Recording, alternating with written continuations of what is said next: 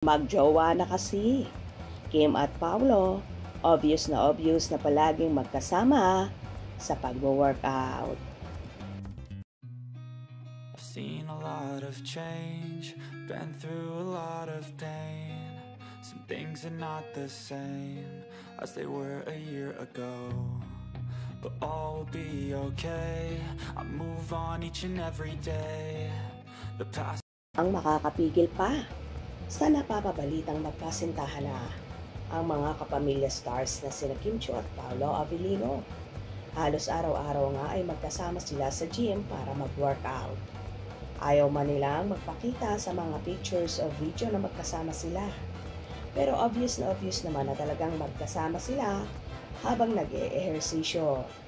Narito ang ilang videos na makakapagpatunay na palagi silang magkasama.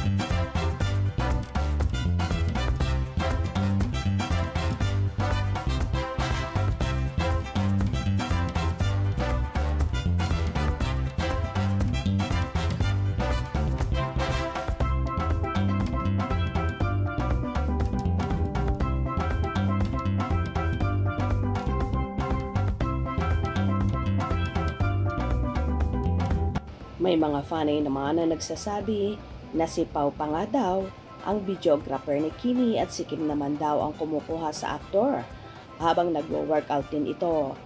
Tila di na nga mapaghihiwalay ang Kim Pao at unti-unti na nga lumalantad sa totoong relasyon.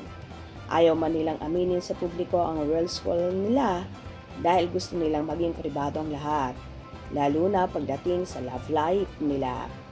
Anyway, sa umaga ay todo workout nga si Kimi at bago mag-afternoon naman ay nasa It's Showtime naman ang dalaga at busy rin ito sa shooting ng first movie nila, ang My Love Will Make You Disappear, na next year na ngang ipapalabas.